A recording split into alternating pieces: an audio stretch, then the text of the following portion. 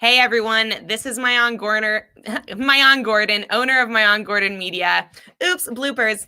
And we are back live at 5 again. I have an amazing guest for you guys today. I'm really excited for him to share his story and just some really deep, I think, insights that are going to be so valuable to you guys. His name is Chris Ross. But before I let him introduce himself, you guys know what to do. Go ahead and post in the comments one thing that you're grateful for and where in the world are you watching from? Where are you tuning in from today? I'm coming to you from Spokane, Washington. And where are you coming in from, Chris? I'm coming from a small town called Enniskillen in Northern Ireland.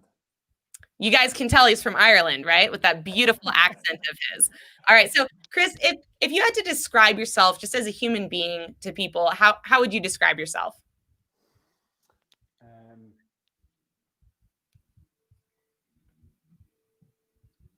Dedicated, hardworking, sometimes serious, but someone with the best of intentions. Love it. Love it. Now, being over in Ireland, did you grow up over there? Tell us a little bit kind of about your origin story, so to speak. Yeah, so this is an interesting one because with Chris, my name being Christopher, patron saint of travellers, I've moved about a lot. So, born in England, moved to Scotland when I was young, hence the accent. Moved to Northern Ireland. I lived here for 10, 11 years where I grew up. Moved back to Scotland. And then I moved back here about 2 years ago. So I've got a bit of everything, really. Yeah, no, that's awesome. What prompted your family and your parents to move from England over to Scotland? And then also let us know, do you have any brothers and sisters? Are you an only child? Yeah. I've got one brother. He's 2 years younger than me. He lives over in Edinburgh at the moment with his wife and baby to be expected in January. So I'm going to be an uncle. So that'll be awesome. Congratulations. Yeah. Thank you. But when my parents were together when I was younger, my dad moved about a lot with his job. He worked in insurance. So we lived in England, then we moved up to Scotland and moved about quite a lot, and that was just purely down to his work, really. But we were used to that, as kids. It wasn't really a problem. Yeah, was it something you looked at almost like as an exciting adventure, or was it just something like, oh, this is what we do? To be honest with you, it was a wee bit of an adventure. Plus, we were at that age where you don't really take a lot of these things in. You just do what you're told, and you pack up shop, and that's what you did. Yep. Yeah. No, I remember. I moved not very many times when I was young, but we moved from Seattle, Washington to Dallas, Texas, and then back to Seattle after a year and a half. And mostly what I remember was just like packing up inside my house and like things around my house because I didn't have a whole lot of awareness necessarily to the outside world. I remember the summer camp that I went to that was different, but I don't remember too much outside of that. So I think definitely when you're young, you have a very different, vision of what the world is, and your world is much smaller than the world that you're really existing in. So tell us a little bit, what was high school like? Did you go to college? What was your kind of educational experience, as they say? High school, I actually really enjoyed high school. It was, albeit a bit mixed. Went to this great school locally here in Enniskillen. Like a lot of people, I got bullied from the first few years, and it's one of those things where, at the time it's awful, but it toughened me up. I was quite green, so it really did toughen me up in a lot of ways and helped me build up a lot of resilience, even though it was horrible at the time. But my final few years of high school, up to about 5th, 6th and 7th year, were amazing, probably some of the best years of my life. Got my GCSEs as they have in the UK, A-levels, went to university, then back over in Scotland to study business management. Didn't do very well. First year, typical party too hard. Had a lot of catching up to do on exams. Took a sabbatical, went back, did a year, And to be honest with you, it just wasn't for me. You know, I was always a guy. I needed routine. I wanted to earn money. I was sick of being skint all the time. You know, having to get help from my parents and all the rest of it. So I actually quit university and then took up a job working for my dad in his insurance business. Hence how I got into the insurance industry for 16 odd years. So tell us a little bit about that. What exactly did you do in the insurance industry? Were you selling insurance? Were you doing something else? A bit of everything, really. So I pretty much worked my way up from ground level up, basically following my dad's footsteps. You know, he was my idol. He was my mentor. So I would be in the office doing administration, and then over the years building up to doing development, as we called it, doing sales, running a team, managing a branch through various different companies. So I did that over a period of about 16 years. Now, the way you describe it sounds quite lovely, wonderful. Sounds like it was all good, happy times. Was it all good, happy times? Kind of tell us, did you love your job? Were you just happy in general? Kind of what was your, emotional experience as you dropped out of college? Was that something hard to deal with, or university, as you guys like to call it? Was that something that was difficult to deal with? Was it something that you were just like, yeah, this isn't for me. I'm going to be much happier in this insurance business. Walk us through kind of the emotional journey that you've been on. So the university thing is an interesting one. I was okay with that within myself, but like a lot of people in that position, I had the fear of, oh my God, my parents expect me to complete my degree and I'm going to let them down and everybody else around me down who's kind of pushed me in that direction. But I managed to accept it. I think I had the luxury of having a really good career option there for me, and I was very fortunate for that. And I'll always thank my dad for that. And then when I got into the insurance industry, for many, many years, I just thoroughly enjoyed it. I got to travel all over the country. I was earning bloody good money. It was 9 to 5. So I had on the surface, at least, everything that everybody would have wanted. But I think the last few years in the industry were plagued by a lot of personal issues that I was brushing under the carpet. I was going through some tough times in mental health. I've got depression and anxiety, as we know from a previous conversation you and I have had. I was having problems, things like money and other stuff. And I think all of that built up. And the job, certainly the higher I got up in the food chain in the industry, the more stressful it became, the more target driven it became. So all of these things combined, just turned into almost like a mini volcano.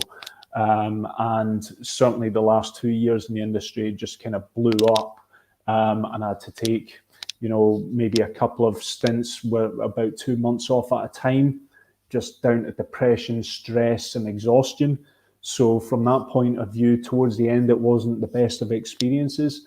But, I think for me, and this is one of the reasons I think it's great we're having this conversation today, is because I don't have a sob story where I say, oh, I had a poor upbringing or I didn't have anybody there to help me. I've had, an amazing network. I've had amazing opportunities in my life. Absolutely phenomenal. So I couldn't have imagined doing that without any of that. Right. But yeah, at that particular time, it was ready to kind of take a time out and do something different. Yeah, so let's talk a little bit more about kind of some of the struggles that you had, if you don't mind. And if I ask you any questions that you don't feel comfortable answering, just please let me know. No, I'm an open book. You go for it. Well, always got to put that out there at least. So what were kind of the first things you noticed that were pulling you off of, let's say, the balanced scale of happiness? Because I think with depression, I don't have, clinical depression or any type of diagnosed depression, but certainly there's been times when I've been very depressed in my life. And it always starts out small, at least in my experience. And it starts to tip this balance. And as the balance tips, everything becomes heavier and heavier and heavier till you get to this point where you feel like you just can't lift it back up. So what were some of those things for you that either started tipping your scale or that you at least started noticing, hey, like I'm really not happy in this particular moment or area of my life? Sure. And you know what? I think you're spot on. It's the little things that tend to build up that you don't notice, and then all of a sudden, boom. For me, it was the sheer two things. I think exhaustion. You know, you start to realize your energy levels are dipping day by day, and then all of a sudden you can crash. I think that was the main thing for me. The sense of overwhelm, you know, even with things like day-to-day work. So it could be something as simple as, right, I've got this to do in work today. And you kind of go, oh my God, how am I going to deal with all this? And then it's a vicious circle that's going on in your head. That, along with, gets you overthinking about, right, I've got all this to do.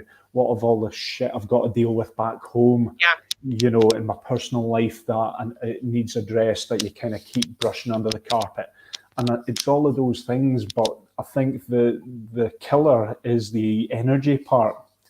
Because it's once you take that hit, you know, you wake up one day. And I remember like it was yesterday, I had many episodes, but there was one in particular. I had a really big meeting in London to go to with my boss. And these aren't the kind of meetings you miss. You know, you go if you're missing a limb. So I woke up and I was due to take a flight at 6 a.m. And I woke up at 4 o'clock, as usual, alarm, ready to get up and dressed, and I couldn't get out of bed. I just could not get up out of bed, and I didn't even have the guts to call my boss at the time. It was just a text, and at that time, my boss didn't know my circumstances or anything like that, and it was just to say, listen, I'm really sorry, I'm not well. And thankfully, I had an amazing employer who actually is one of the people that, you know, helped me get help, you know, for my issue and help me actually talk about it. I know I owe her a lot, but that was the day where I was, and from there, it was almost like a cyclone, boom. And that's what, from then on, it was a 2-month rolling cycle. So yeah, energy and overwhelm were the two big things for me. Yeah, no, that makes a lot of sense. I can resonate with that a lot. I think if I think back to any times when I was, and I like that you described it as an episode, because really for anyone, whether again it's something chemical, whether it's something environmental that is causing your depression, it tends to be in chunks, where once it starts, and especially with that energy part, once you lose the energy and you feel the exhaustion, it makes every single thing that you have to do feel almost impossible. Yeah, hell yeah. And just the mental strain and the emotional strain of trying to battle internally of, I know I have to do this thing, but I have zero motivation and zero energy to do it, drains more energy from you. And it's like this kind of vicious cycle of you already start out feeling exhausted and tired, but then you're battling in your mind, you're battling with your emotions, trying to get yourself to do the thing. But at the same time, most of you not wanting to and going, no. So it's this battle of do it. And it's literally a battle inside your head, or depending on, you know, how your brain works. Some people think in words, some people think in pictures. You're battling the yes with the no almost at the exact same time. And it can be just completely draining, completely exhausting.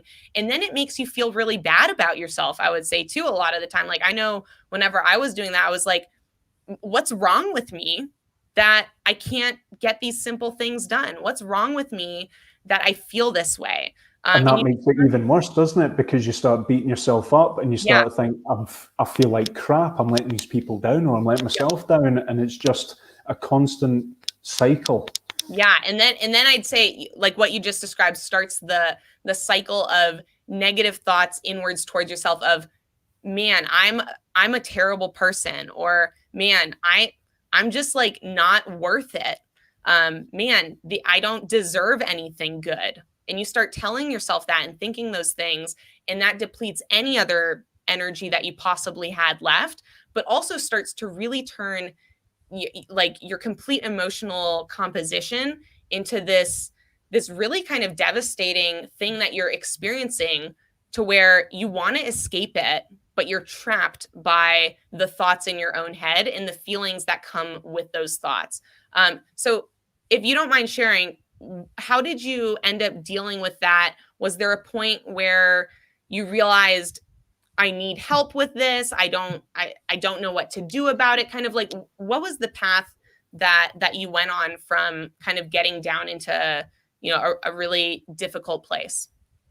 To be honest with you, I've had similar episodes before that incident, but I thought, oh, it's okay, I'll take a day or two off and I'll go back and I'll hit the reset button. But this particular one, I don't know what it was. I think having to cancel something so big in my work, I thought, I've never had to do that before. And I owe it to my employer and to myself to actually come clean and say, listen, this is the reason. So I actually sat down with my then boss and said, listen, Annie, I've something to tell you. I've got depression. I'm going through this episode, or whatever you want to call it right now. I'm really struggling. And to be honest with you, it was that conversation that opened the pathway to a really good, strong period where, you know, for the first time in my life, I got help. So I got access to professional counselling through private healthcare in my company. You know, my employer went above and beyond to get help for me, which they didn't have to do by law, but they did because they were just nice people. They said they gave me 2 months off full pay, which they didn't have to. You know, over in the UK, I can't remember what it is, the sick pay kind of situation, but I got 2 months full pay, which no company over here would ever do. So I was able to kind of take a time out and say, Chris, just come back when you're ready. Don't worry about your work. Just come back when you're ready, no pressure. And for me, that was the, oh, you know what? It's actually okay to talk about this stuff. And they've been really receptive. And you know what? Maybe I can use a time, not just to recharge, but to focus on other areas of my life. But to be honest with you, what it showed me was I went through then about another year and a half of hell in my personal life, you know, relationships going, you know, out the window, losing possessions due to, you know, money problems I hadn't addressed in years, which I've been covering up, you know, and I think whilst a lot of things came out of the surface and I was thinking, oh my God, I thought I was getting somewhere, actually made me realize day to day I was painting over the cracks. And yes, I went through some hardships following that, but actually coming out and speaking about this problem and acknowledging I had an illness and I had this thing where I needed to deal with it, actually made me realize there's a whole pile of other stuff I've been sweeping aside for years that I just need to address. So that for me was a real turning point. And also, whilst on my period to recovery, we all know alcohol is not a good mix with depression. Just really is not. And I was never on the verge of alcoholism or anything, but you know, if I was out on a night out or if a mate asked me out, drinking opportunity, I'd go, hell yeah, because it was an opportunity to get smashed and forget about all the crap. And there was one night I got pretty drunk. I had an argument with relationship I had at the time. And the next day, you know, I drove out somewhere, tried to commit suicide, you know. So sorry to hear that. No, and listen, it happens to so many others, you know, men, women, doesn't matter. And, you know, the hangover, feeling sorry for yourself, all that kind of stuff. And when you've got depression, a hangover can feel like a lifetime. You know, you're just feeling sorry for yourself. You know, you're a victim, blah, blah, blah. And I thought, to hell with this, I'm going to end it all. Thankfully, touch wood, I didn't. And following that, you know, that then led to certain steps where, right, Chris, you need to do something here, mate. You need to do something. Yeah, well, first of all, thank you for sharing that all with us. I know that takes a lot of, I would say, courage and bravery, not just sharing with us now, but also especially that first time, I think, when you told your boss, hey, this is why I, missed this meeting. Because I know for me, anytime that I've really been in a very depressed state, there's been a huge sense of embarrassment for anything that I started to neglect because of my emotions. So for me, it used to be like with my glass blowing business, there were some times where we were working, 18 hours in a day for a week straight. And just like you said, sense of overwhelm, sense of exhaustion. And then I also had quite a few relationship issues with my husband where, things were like, we love each other and things would go great 90% of the time, but that 10% of the time would be a horrid fight of yelling and screaming and punching holes into walls. And when that would happen, it would put me even deeper into kind of this state of everything's fucked. Like the person who loves me the most, for some reason, is so angry and so upset with me. And I don't understand why. I don't understand why we can't get along for this last 10% of the time that we are together. I can't take these meetings. I can't post today. I have 50 pieces I'm supposed to post of glass so that we can make money today. I just can't make myself do it. I'm too emotionally down right now to do anything but sit here and think about what happened. And there was no one that I felt comfortable talking to about that. Not my parents, not anyone that I knew who I know cares a lot about me. And that was due to just sheer sense of, I would say, embarrassment and guilt and shame that I felt. And so I think it's really important for us to, share these different sides of both of our experiences, because I know that there's people out there who are watching, who are in these similar positions, who are, going through these tough times, whether it's a regular basis or whether it's once in a blue moon. It's still something that's so difficult to deal with that it can really be helpful to hear other people's stories and how they did deal with it. And for me, one of the things that really, really helped was changing my routines. In fact, that was for me the only thing that helped. In addition to like some serious work on my relationship, where now me and my husband like never have fights. I mean, I'm sure we had one maybe like 6 months ago or like quite a long time ago, maybe a year ago, something like that. But we almost never ever fight. We found really great ways to support each other. Awesome. So that's who I can talk to now about, hey, I'm having a really bad day. I don't know why I'm having a really bad day.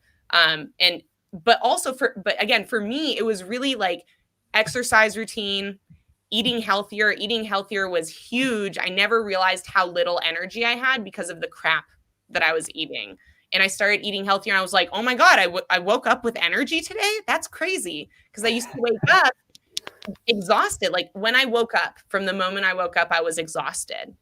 And then had to think about the list of things to do. And all of a sudden, when I was waking up and I had energy, everything seemed like there was a lot more hope. Like it was just a complete change. Your mindset just totally transforms. And this is one of the things, it sounds so simple, but it changed my life. And it sounds like it did yours as well.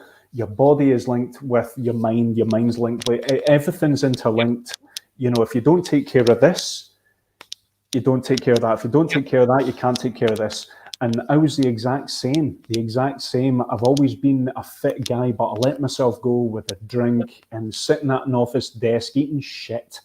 And for those 2 months that I was off, I thought I'll get back into fitness. And I was already getting back in. I was doing military fitness. I was doing outdoor stuff, all these challenges. And obviously the outdoors, nature, that's phenomenal for your mindset. But I was going to the gym twice a day, one in the morning, one in the evening. And you mentioned routine. Even though I had nothing really to get up for, it sounds terrible, but I could have been sitting about like an ass all day and just sitting in front of TV. But I was getting up at 6 a.m. as if I was going to work. And then I'd go to bed early that night, Monday to Friday, and then weekends I could chill out a bit. But I thought I need routine, something to focus on. When training 10 o'clock in the morning, did a weights class, And then at 6:30 in the evening, I might do my own weight session, or I might do another class. So I was training twice a day, 6 days a week. And I've never been fitter in that time. And you look great now too. So thanks very much. But you know, training for me was one of the lifesavers, because if it wasn't for that, I wouldn't have had anything to do. I wouldn't have had any purpose to my day. I'd have been sitting about like a sloth. But you know, and it's not just that. You actually go, shit, actually I feel good. I'm starting to look good. You see the difference it's making, and actually then your mindset changes and you go, I'm starting to feel pretty good about myself here. I'm doing something productive, instead of, you know, 2 months I could have been hitting a bottle, or I could have been gambling, or I could have been doing something destructive, but I try to use it as something positive, as you did. And the results were absolutely phenomenal. And even to this day, you know, I'm a huge believer, and this is something I'll preach to all the guys that I've spread the message out there to, is it doesn't matter if you walk, you run, you're doing a heavy session in the gym, exercise. Some form of exercise can sometimes just transform your mood like that. Yeah. And I would say for me, one of the things I realized when I started getting more heavy into exercise was that it wasn't just about the physical part or even the mental, you know, endorphins that you got. It was also just about being proud of yourself, of realizing I don't want to exercise, but I know it's good for me. And so I'm going to make myself do it anyways. And then afterwards, every single time, I would feel proud of myself. Well done. Yeah, you're like, man, I really didn't want to, but I did the damn thing. And it completely changes how you think about yourself the entire rest of the day. Especially, I think the morning is the best time to exercise, because you get that mindset shift early, and it really carries throughout the day. And it can be as simple as jumping for 10 minutes. Everyone who's watching this, go try and jump for 10 minutes straight. See how far you get. It's a lot harder than it sounds. But, you know, jumping for 10 minutes, and, you know, when you're too tired, taking a 5-second break and then keep going, you'll realize by the end of that 10 minutes that, one, you probably sweat quite a bit and got a pretty good workout. But also you're like, man, there were a lot of times during that 10 minutes when in my head, I thought, you could stop now. Go ahead and quit. That's long enough. And when you make yourself keep going and you push yourself past your own negative thoughts of, no, you don't have to, go ahead and quit, you can't do it, that you end up being really proud of yourself, but also realizing that you are stronger than those voices in your head. You think, yeah. And that's an incredibly powerful thing that I think you start to even get addicted to. And I know that the more I you know, had those thoughts of, wow, I'm stronger than I think, or I'm more powerful than I think, the more I wanted to feel that. And so then I started being, I think, more proactive in actually wanting to exercise. You know, when I started out, I promise you, I did not ever want to exercise. When I thought about doing it, there were no voices in my head saying, yeah, let's go do it. And now it's, you know, 90% excited, happy voices of like, ooh, now's my time, I get to exercise. And maybe 10% of like, yeah, but exercise is hard. I'm like, blah, blah, blah. But it totally changes really how you think about challenges. And in general, life is full of challenges. And the more you can change your mindset to shift around, ooh, challenges are fun. Challenges are exciting. Challenges make me feel strong and good. The more you're going to enjoy everything that comes across your life and across your plate. So go ahead, if you don't mind, what is kind of, as we wrap up, what are one or two things that you really want to like leave people with in terms of a message, in terms of just inspiring them, something that you want them to really walk away with from this interview? Because really, I got so much out of it. I think there's so much to your story. But what are one or two kind of key things? Sure. Well, you know my story, man. You know, I've decided to go on this journey where I'm making it my duty to spread the message out there to as many people, men and women, but obviously speaking from a man's experience, you know, certainly men, you know, if you are not willing to take responsibility and accountability for where you're at now with your life, you know, if you're in that dark place, if your life's going to hell for whatever reason, or if there's change, you might be in a good place, but you just need change in your life and you don't know how. What's it going to take for you to make change? For me, it took me 3 rock bottoms to do something about it. You know, us as men are not good at communicating about our feelings. We're not good at opening up. We're not good at admitting there's something wrong and asking for help. So I'm here to say, listen, I'm living proof. There are thousands of men out there that are as well. You've got to do it. You know, what's it going to take? But it's also very much applicable to women as well. Women go through mental health issues as well. But you know, if you need change in your life, you are the only one that can do it. People can, there's that saying, you can lead a horse to water, but you can't teach it to drink. So, you know, you've got to look at things and say, right, what's it going to take for me to change? And once you actually take a responsibility, accountability, and you're honest with yourself, that's when you can actually look at your life and start going, you know what, actually, I do need to do something here. And it's okay. It's totally okay. Once you're in that mindset, then you can start looking at, right, okay, what do I need to do here? And if there's any way I can help guys out there all over the world to do that and help transform their lives, then great. If it helps one person, then great. Fantastic. That's awesome. And I hope you guys can hear from, you know, Chris's voice, through, you know, his facial expressions, that he is a really wonderful person to reach out to if you're struggling. How can people get in touch with you if they need someone to talk to, if they want to find out more about what worked for you and what helped you? What's the best way to get in contact with you? Sure. Well, I've got my LinkedIn profile. You can find me on LinkedIn, and actually I've just released the first of many podcasts, actually, which will be focused. It's called Talking Lock, Stock and Barrel. You can find it on iTunes and Spotify, where we'll be talking about this kind of stuff with people like yourself and their experiences to business and all the rest of it. And there's links within that, and my LinkedIn page with contact details, and there'll be coaching programs for men coming up that I'll be looking at as well. So yeah, watch this space. Awesome. And I would, to kind of close up, just let anyone know who's watching this, who feels that they are alone in the struggle that they're going through, that you are not alone.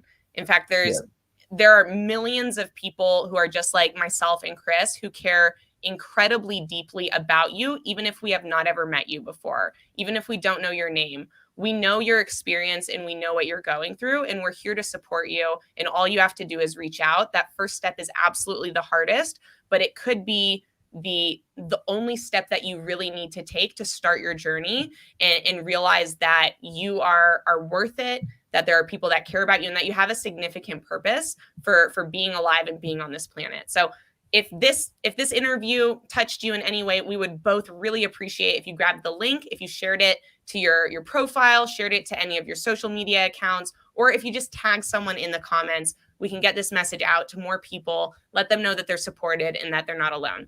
Thank you guys so much. Thank you, Chris, for being on. Thank you, guys. Hope you guys have an amazing night, and we will see you again tomorrow.